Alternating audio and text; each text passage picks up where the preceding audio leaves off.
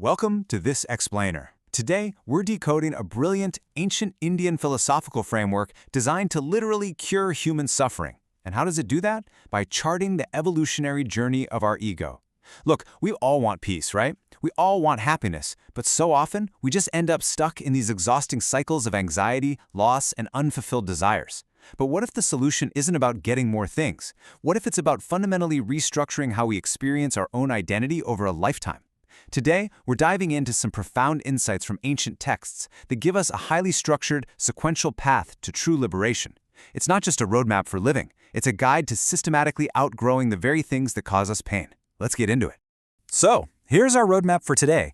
We'll be moving sequentially through the human lifespan, covering the search for true happiness, the 4 stages of life, Brahmacharya, Grihastha, the illusion of mind, and finally, Vanaprastha and true liberation.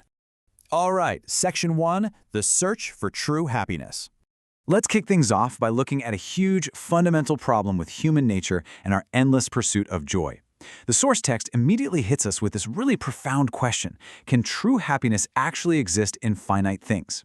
I mean, everyone in the world is desperate for joy, for sure, but the text makes this incredibly bold claim. It says that if happiness is mixed with sorrow, or even if it just comes with the constant fear of losing it, well then it isn't true happiness at all. True peace has to be completely independent of suffering. And this perfectly illustrates why true happiness just can't exist where there's a fear of loss. Think about it. When we focus on the bounded or finite world, we're basically guaranteeing ourselves anxiety. We're constantly desiring what we don't have and living in absolute terror of losing what we do have. But the boundless, that offers permanent, eternal peace. When the soul taps into this infinite realm, there's literally nothing left to acquire and absolutely zero risk of anything being destroyed. It's a total game changer. To make this abstract idea a bit more grounded, the text uses this fantastic relatable metaphor. It shows that just as we outgrow our childhood toys, our evolving souls eventually need expansive, infinite things for true peace rather than finite illusions. Think about a little girl playing with her balls. She's completely absorbed, right? Totally thrilled. But as she grows into a young woman, those dolls just don't cut it anymore. She desires a real family. The text argues that as our soul develops, it naturally outgrows the dolls of finite worldly pleasures. An older person looking back realizes that those transient things they once obsessed over, they just can't provide mental peace anymore. Our evolving soul demands the infinite. Moving on to Section 2, the 4 stages of life. So, to actually pull off this massive shift from the bounded to the boundless, ancient sages divided the human lifespan into 4 distinct eras. They realized our bodies and minds change pretty significantly as we age. What brings us joy in childhood looks vastly different from what brings us joy in adulthood. Because of that, life is segmented into youth, adulthood, late adulthood, and old age. Each phase acts as this highly structured curriculum, complete with incredibly specific duties. And the whole point is to progressively stretch the human ego until it shatters completely into liberation. Which brings us to Section 3, Brahmacharya, focusing on knowledge and discipline. This epic journey actually kicks off in the highly constrained world of the student phase. At this point, the individual's scope of life is intentionally narrow. The student's entire universe is just the home of their teacher, their guru.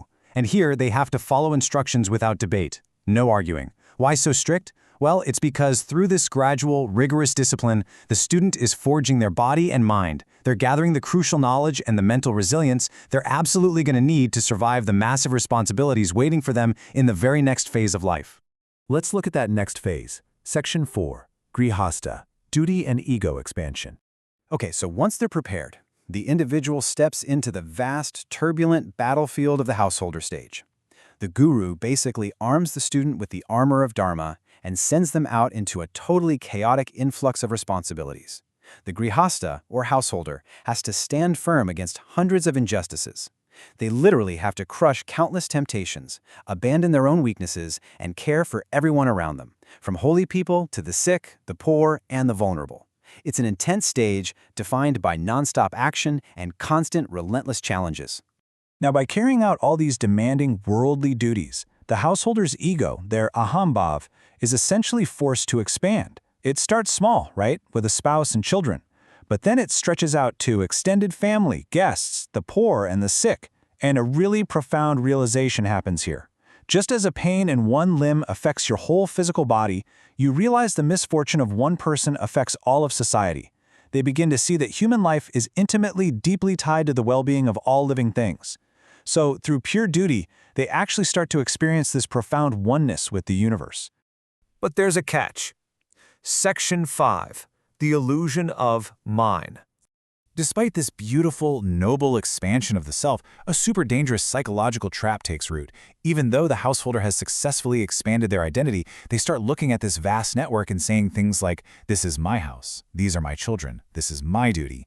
Those insidious labels of mine just creep right in. And remember what we talked about earlier? The exact moment you attach yourself to something finite by claiming ownership over it, you instantly invite the fear of losing it. Boom. The anxiety returns. The text points out a really harsh reality here. As long as that core I remains, it stubbornly transforms every expanded connection into a possession, plunging us right back into suffering. It's like this lightning flash of clarity in a dark night that just vanishes almost instantly. You might feel connected to the whole universe, but if that fundamental I is still sitting right at the center of your consciousness, it's going to inevitably turn everything it touches into mine. You can expand your ego as much as you want, but actually, if the ego itself isn't completely dismantled, true peace remains totally out of reach. So how do we dismantle it? Section 6, Vanaprastha and True Liberation. To completely destroy this trap of mind and achieve ultimate tranquility, the final two stages demand a radical, absolute surrender. The ancient rules dictate that the moment a person notices the physical markers of old age, their skin wrinkling, their hair turning white, and they see the face of their grandson, signaling that the next generation is secure, they must pack up and retreat to the forest. And this is a literal and psychological retreat. To truly destroy the concept of mine, you literally have to give up all your property, all your wealth, and step away from your family. You can no longer claim a single thing as your own. This ultimate act of letting go ushers in the stage of sannyasa, which culminates in mukti, liberation. This is where the individual's soul merges completely with the infinite. Through the extreme renunciation of the forest life, the ego is finally starved of its attachments. The I and the mine are dissolved entirely. The text heavily emphasizes that the ultimate goal of human life is this state of mukti. Here the soul doesn't just connect with the universe, it merges into it completely, like a single drop of water joining the vast ocean. When there is absolutely no separation between you and the infinite, there is finally permanent, unshakable peace. And this builds to the Source's most profound realization yet.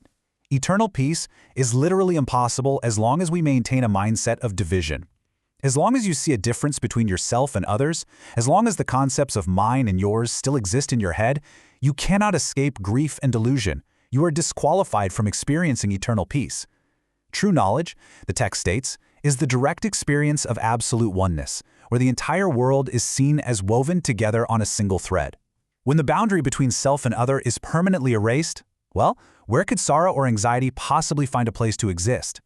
Which leaves us with this final thought to reflect upon in our modern lives. Are we holding on to attachments that bring us anxiety, or are we actively expanding our ego toward the boundless? Sure, we might not be retreating to a literal forest today when our hair turns white, but the psychological roadmap here, it remains brilliantly relevant. The ancient sages totally hit the nail on the head. They understood that the root of our suffering is our desperate grip on things that are inherently temporary. This explainer shows us that peace isn't found by acquiring more of the world, but by systematically learning how to let it go. So, what finite toys are you still holding on to that are causing you anxiety? And what would happen if you simply let go of the need to call them mine?